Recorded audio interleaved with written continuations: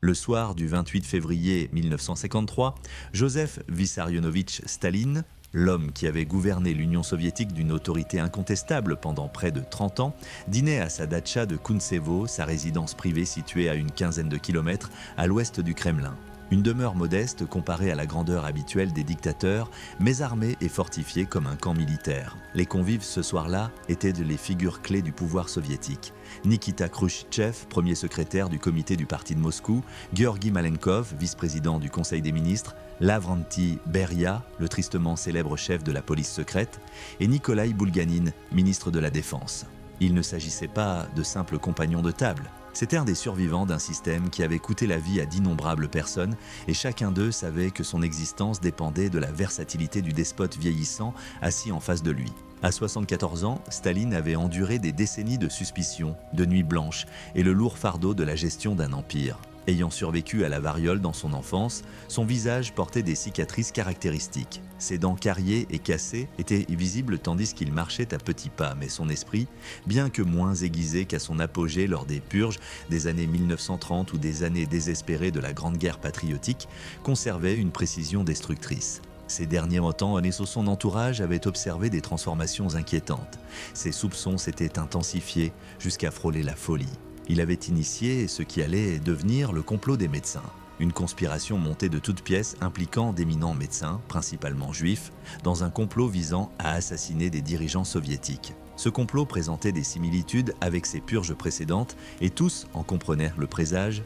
Une nouvelle vague de terreur était imminente et personne ne se sentait en sécurité. Le dîner commença vers 8 heures du soir et se prolongea bien après minuit. Staline appréciait ces réunions nocturnes, incitant ses subordonnés à boire excessivement, tandis que lui-même s'abstenait, les scrutant de son regard jaune perçant à l'affût du moindre signe de déloyauté ou de faiblesse. Le repas était généralement d'origine géorgienne, en hommage aux racines caucasiennes de Staline, avec des plats tels que le khatchapouri, le satsivi, le lobio, et de nombreux toasts accompagnés de vin et de vodka géorgien. Les conversations abordaient des sujets variés, allant des statistiques de la production agricole au dernier développement de la guerre de Corée, qui durait depuis 1950 sans perspective de fin. Staline développa ses convictions concernant l'encerclement capitaliste et la guerre imminente contre l'Occident, thème qu'il avait maintes fois médité durant ces dernières années. À leur insu, les convives assistaient au dernier acte de l'une des figures les plus marquantes de l'histoire. Issu d'une famille modeste de la ville géorgienne de Gori, Staline s'est hissé au rang de dirigeant incontesté de la plus grande nation du monde, l'Union soviétique. Par une série de plans quinquennaux, il a industrialisé le pays, entraînant la mort de millions de personnes par la collectivisation forcée et la famine. Il a éradiqué toute menace perçue au sein du Parti communiste, de l'armée et de la société soviétique par la purge, envoyant entre 6 et 9 millions de personnes dans les camps de travail du Goulag et en exécutant au moins 700 000 lors de la Grande Terreur de 1937-1938. Il a également signé le pacte Molotov-Ribbentrop avec l'Allemagne nazie en 1939, divisant l'Europe de l'Est entre deux régimes totalitaires, puis a dirigé l'Union soviétique durant la Seconde Guerre mondiale après l'invasion allemande de juin 1941. Ce conflit a coûté la vie à 27 millions de soviétiques, mais Staline en est sorti victorieux, étendant l'influence soviétique à travers l'Europe de l'Est et transformant l'URSS en une superpuissance nucléaire. Le dîner s'acheva vers 4 heures du matin le 1er mars, une heure habituelle pour Staline, qui avait adopté un rythme nocturne contraignant tout le gouvernement soviétique à s'adapter à ses horaires singuliers. Après le départ des invités, sans doute soulagés d'avoir survécu à une nouvelle rencontre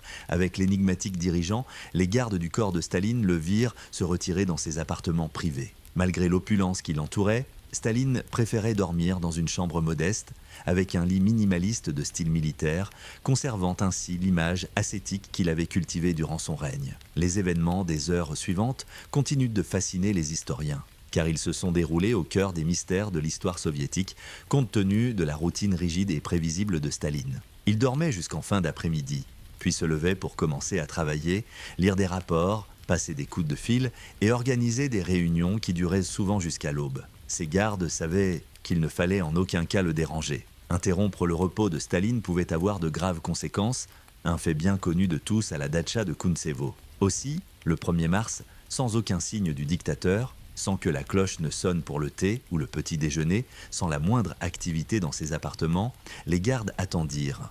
Ils attendirent d'après-midi, après 3 heures et même après 6 heures. L'inquiétude grandissait chez les gardes, mais la crainte de déranger Staline l'emportait sur leur inquiétude face à son calme inhabituel. Des lumières brillaient dans ses appartements, visibles à travers les fenêtres, mais il n'y avait aucun mouvement, aucun signe de vie. Ce n'est que vers 22h30, plus de 18 heures après le coucher de Staline, qu'un des gardes rassembla le courage d'explorer les lieux. Ce qu'il découvrit allait bouleverser le cours de l'histoire soviétique et mondiale. Staline était étendu sur le sol de sa modeste salle à manger et non de sa chambre. Bien que conscient, il était incapable de parler ou de bouger le côté droit de son corps. Il semblait être là depuis plusieurs heures, peut-être depuis le petit matin. Tout indiquait une hémorragie cérébrale massive, un accident vasculaire cérébral qui l'avait laissé immobile et impuissant. Il s'était souillé, restant des heures durant dans son urine, tandis que ses gardes montaient la garde à l'extérieur, pétrifiés à l'idée de l'examiner. Le garde qui le trouva fut saisi d'une peur immédiate. Il savait qu'il serait probablement tenu responsable de ne pas avoir agi plus tôt. Pourtant, il comprenait aussi que manipuler ou soigner Staline, sans l'approbation de la hiérarchie, pourrait être perçu comme une attaque contre le dirigeant lui-même.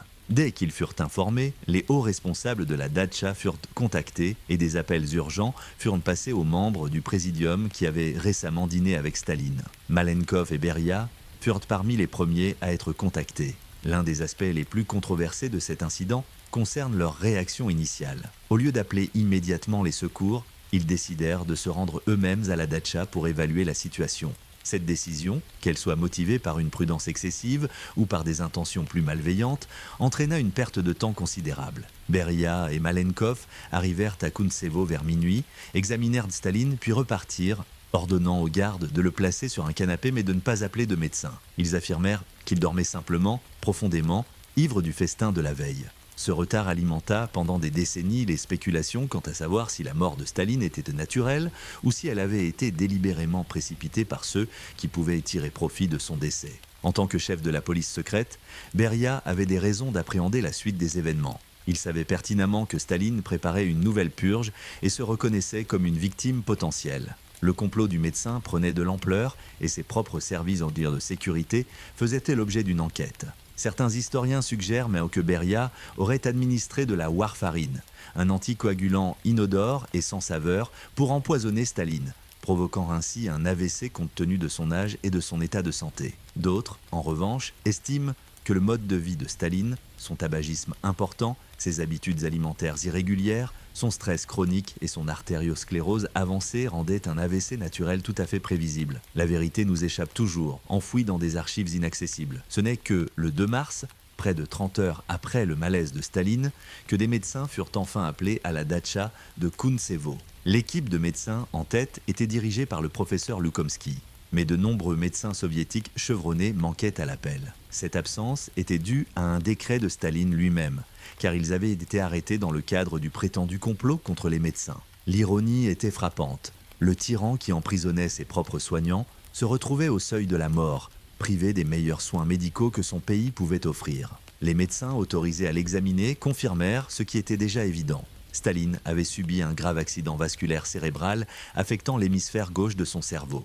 Il en résultait une paralysie du côté droit, des troubles de la parole et un état de santé critique. Les médecins appliquèrent des sangsues sur sa nuque et sa tête, un traitement ancien parfois utilisé pour les victimes d'AVC dans les années 1950, bien que son efficacité fût pour le moins douteuse. Ils lui administrèrent également du camphre et d'autres stimulants. En 1953, on surveillait attentivement ses signes vitaux tout en lui apportant tout le réconfort possible.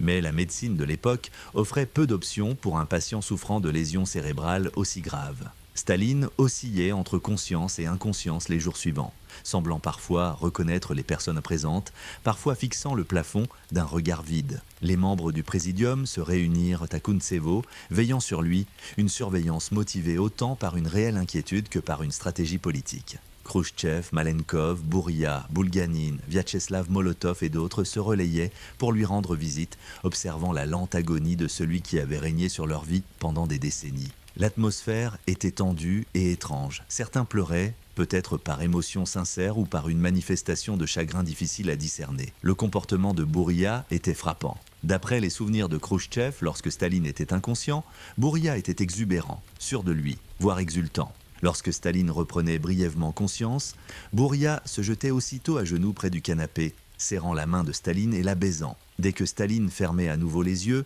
Bouria se relevait, le visage déformé par le dédain. Svetlana Alilouyeva, la fille de Staline, fut appelée à la datcha et passa de longues heures auprès de son père. Dans son récit poignant, elle raconta ses derniers instants, le décrivant comme luttant contre la mort, le visage marqué par la peur et peut-être aussi par la rage.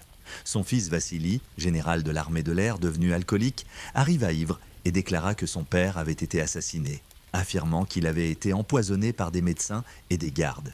Il fallut l'éloigner des lieux. Pendant 3 jours, les 2, 3 et 4 mars, les dirigeants soviétiques gardèrent un silence total sur l'état de Staline. Le peuple soviétique demeura inconscient de la mort imminente de son dirigeant. Malgré les apparences, des changements de pouvoir s'opéraient secrètement en coulisses. Bouria prit rapidement le contrôle des services de sécurité, tandis que Malenkov se présentait comme le successeur administratif probable de Staline. Souvent ignoré, Khrouchtchev tissa habilement des liens avec les chefs militaires et les responsables du parti. Dans la nuit du 5 mars, la santé de Staline se détériora considérablement. Sa respiration devint irrégulière et laborieuse, un signe connu sous le nom de respiration de Cheyne-Stokes, annonciateur de la mort. Sa tension artérielle chuta brutalement, son pouls affaiblit. Les médecins ne pouvaient donc qu'observer et consigner les événements. Vers 21h50, le 5 mars 1953, Joseph Staline rendit l'âme.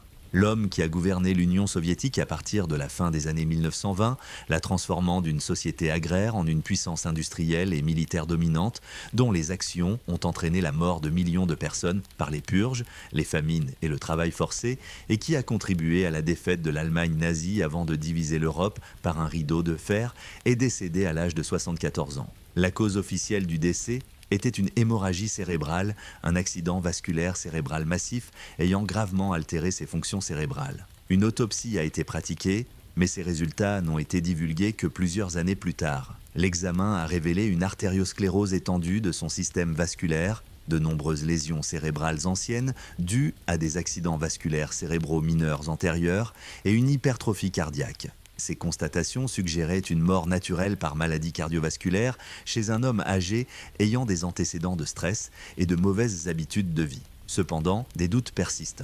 Pourquoi les soins médicaux ont-ils été retardés si longtemps ? Pourquoi Beria et Malenkov ont-ils empêché les gardes d'appeler rapidement les médecins ? Cela pourrait s'expliquer par un mélange d'incompétence, de peur et d'opportunisme. L'annonce de la mort de Staline, le 6 mars, a provoqué une réaction immédiate et profonde dans toute l'Union soviétique et dans le monde entier. À Moscou, des foules se sont spontanément rassemblées et beaucoup ont laissé couler leurs larmes dans les rues. Pour des millions de citoyens soviétiques, Staline représentait leur seul dirigeant connu. Il était dépeint comme un génie, une figure paternelle, presque divinisée, grâce à des décennies de propagande méticuleusement orchestrée. Le culte de la personnalité qui l'entourait s'était amplifié au fil du temps, conduisant nombre de personnes à pleurer sincèrement sa mort, ignorant ou refusant d'affronter les atrocités commises sous son régime.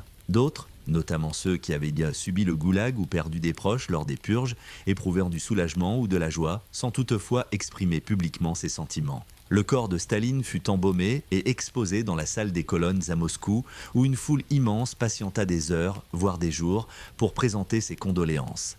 La foule était si dense que des centaines de personnes périrent, piétinées dans les rues étroites avoisinantes, une tragédie liée au régime stalinien. Le 9 mars, sa dépouille fut transférée au mausolée de Lénine sur la place Rouge, où elle reposa aux côtés de la dépouille embaumée de Lénine jusqu'en 1961. Durant cette période, Khrouchtchev, ayant consolidé son pouvoir et mis en œuvre la déstalinisation, ordonna le transfert et la réinhumation de Staline dans une tombe plus sobre, située derrière le mausolée. Les luttes politiques qui éclatèrent après sa mort transformèrent l'Union soviétique.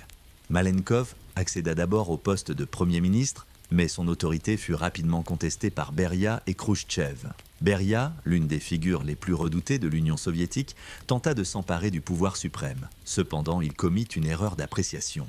En juin 1953, environ 3 mois après la mort de Staline, Khrouchtchev et ses alliés arrêtèrent Beria lors d'une réunion du Présidium.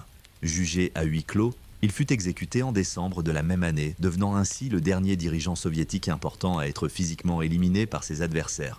Au fil du temps, Khrouchtchev s'imposa comme la figure dominante, accédant finalement aux fonctions de premier secrétaire du Parti communiste, puis de Premier ministre, poste qu'il occupa jusqu'à sa destitution en 1964. La mort de Staline marqua la fin d'une ère de terreur absolue en Union soviétique. Bien que l'URSS soit restée une dictature à parti unique, imposant de sévères restrictions aux libertés, L'ère post-stalinienne fut marquée par un assouplissement substantiel des formes les plus extrêmes d'oppression. Le système du goulag fut progressivement réduit, sans toutefois être totalement aboli. Le complot du médecin fut rapidement démenti. Les prisonniers politiques furent progressivement libérés, bien que lentement et de manière incomplète. Le discours clandestin prononcé par Khrouchtchev en 1956 devant le 20e congrès du parti a publiquement admis certaines atrocités de Staline, notamment l'exclusion des membres du parti, tout en évitant d'examiner l'ampleur de la terreur ou de remettre en cause les principes fondamentaux du système soviétique. Les dernières heures de la vie de Staline illustrent la paranoïa, l'inefficacité et le coût humain du pouvoir totalitaire. Cet homme, qui contrôlait la vie de millions de personnes d'une main de fer, a péri seul, sur un sol froid, souillé et abandonné pendant des heures, ses gardes n'osant pas l'approcher. Les secours n'ont pu arriver qu'après de longs retards, dus à des manœuvres politiques et au fait qu'il avait fait interner ses propres médecins. Sa mort a déclenché une lutte de pouvoir qui aurait pu plonger l'Union soviétique dans la guerre civile, mais qui a au contraire ouvert la voie à une libéralisation progressive, quoique incomplète. Pendant près de 4 décennies après sa mort, le système qu'il avait mis en place a persisté, sans toutefois jamais retrouver l'autorité personnelle et intense qu'exerçait Staline. Plus de 70 ans après la nuit tragique de la datcha de Kuntsevo, Staline demeure l'une des figures les plus controversées de l'histoire. En Russie, son héritage fait débat. Certains le qualifient de dictateur impitoyable dont les crimes rivalisent avec ceux d'Hitler. A l'inverse, nombre de personnes, parmi les générations plus âgées et les groupes nationalistes,